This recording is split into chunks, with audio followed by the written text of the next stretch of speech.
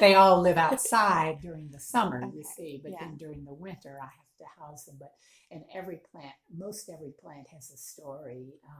Well, in fact, I'll say a little bit about the Cereus. So Okay. you're absolutely right. A Cereus, it actually is more of a desert plant. It's a succulent, like a cactus. Um, here is here is a Cereus plant. See this? This plant?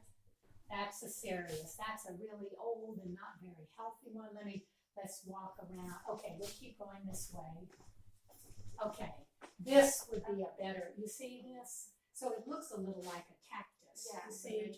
And so it blooms once a year, and the bud will come and it will take it. Now we can go sit back down, but you can see how it looks a little like the desert. Those are different varieties, is why those leaves are shaped differently.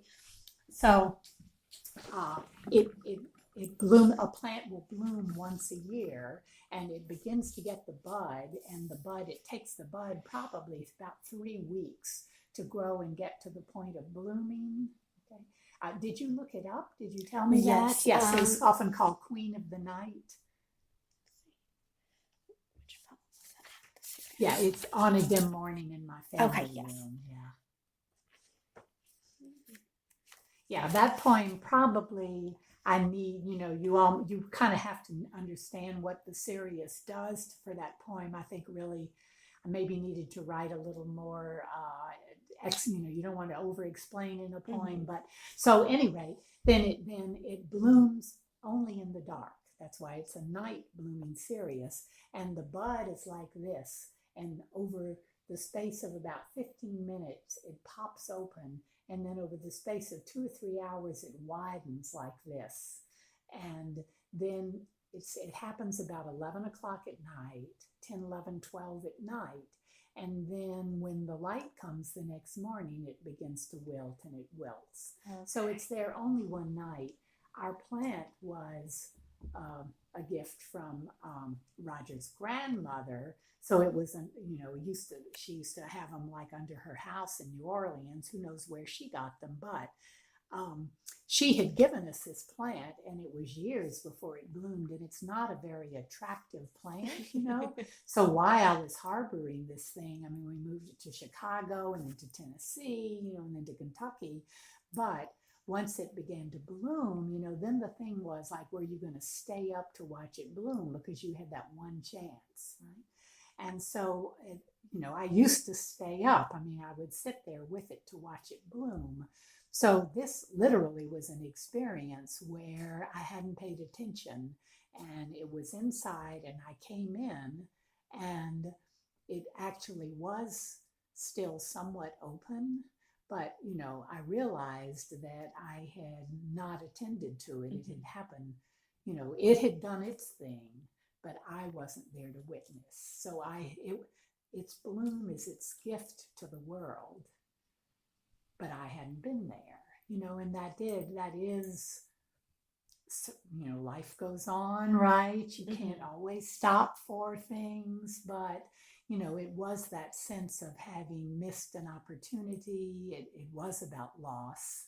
I don't know if I would say it was specifically, I don't, don't feel it was really governed by about loss like via death, but more the loss of an opportunity, or a gift that was given to you, but that you were too blind to see. And so that was the lesson that I took away. It was still somewhat open, no, but I hadn't been there for its glory. And that was a message to me.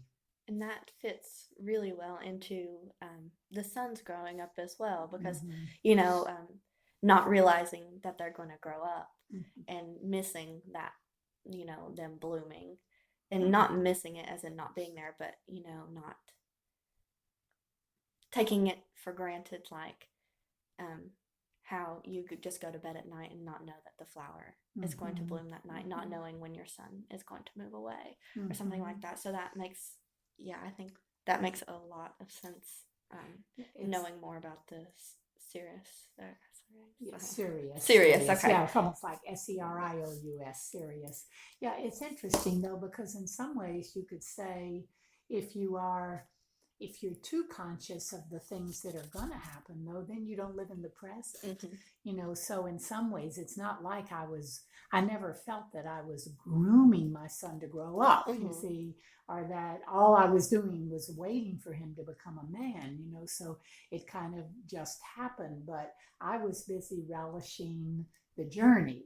Yeah. And it was more a realization that a milestone had been reached. I mean, when I was a teenager, you ever heard of Pat Boone? He was a popular singer and so on, like in the 50s. Okay. Well, he wrote a book called Twixt 12 and 20. And it was about being a teenager, you see, because of course, 13 to 19, you're the teens, right? And that was a book that we all knew about. So, and of course, we all couldn't wait to be 13. Yeah. Couldn't wait to be that teenager. But then there was a sort of rite of passage when you became no longer a teenager. Yeah. So even though you weren't out of college yet, you were still, it was 20 was a milestone.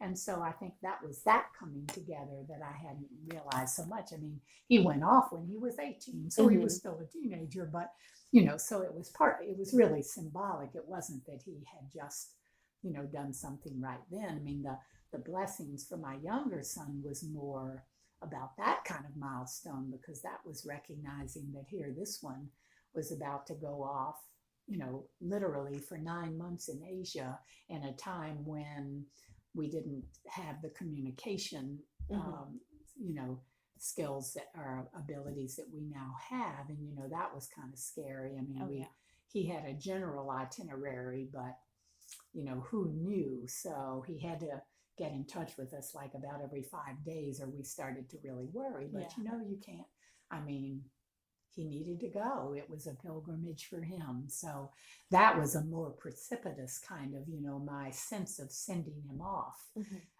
Here, the actual biography was more a symbolic passage into 20, into the time of 20. Yeah. Oh, I tell you what, you will enjoy this too. The other, back to the first son, that poem Callings, Yes. I actually drafted that as part of a workshop exercise in a class I was teaching. I try to write, when I give a prompt, Yeah. like one where you write for 5 minutes, I get out my notebook and we did a specific exercise there that was, one of the things, you had a list of 8 words and you had to use like 2 or 3 of them, And so I'm not remembering exactly now what triggered something about had brought that memory to my mind.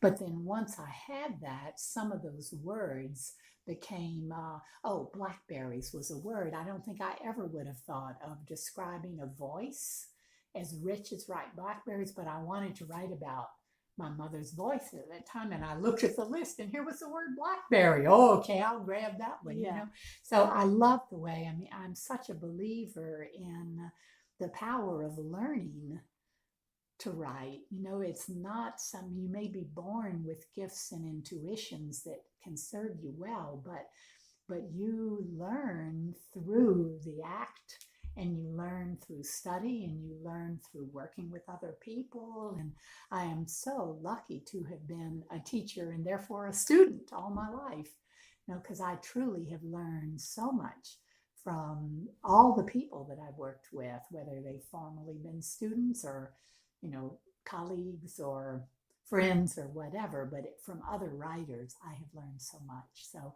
I really love that. It truly was. We had like 5 minutes. I think it had to be 8 lines long. It had to use 2 of those words. And let me see the poem again. There was some other. I wonder if it was were. That might have been, because that was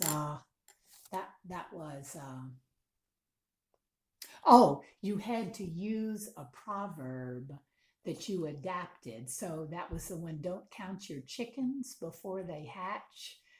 I mean, it didn't tell you which proverb, but somehow because of it was a birth poem, and that came to my mind. So you see, we counted him a girl before he hatched. Okay. And that really was, we'd gone into the hospital. I was in labor. It turned out to be what they thought was early labor, so they sent me home. But they checked in the heartbeat. The nurse who checked me in the hospital said, the heartbeat's the heartbeat of a girl. So I went home thinking I'm going to have a girl, and I came back and later that morning and had the baby, and it was a boy. So that was part of we have a son. I thought it was going to be a daughter. Yeah. That's interesting. I didn't care, you understand, but it was just because, when you're in that situation, you tend to believe whatever they say to you. And she had told me it was she said, the heartbeat sounds like a girl. She says, but teachers this month are having boys. So she had said that, but she said the heartbeat was a girl. But so I wanted to tell that part. And then that proverb came to me. And so I switched it for the poem, but I never would have thought of doing that if I hadn't been instructions in a writing exercise. Do you like to write that way sometimes too? Yes, I love it. I'm just amazed at what can come out. So I did a little revision, but not a whole lot. Yeah, your workshop at KSPS conference, the questions poem. Yes. That's one of the favorite ones that I've written, and I'm working on a chapbook for my honors thesis this semester. Oh, that's great. And it's about I was homeless this summer, and I lived in my car, and it's about first of all, the experience of it, and then there's some threads of family things. I could have gone home, but I chose not to, and exploring those things. So I think questioning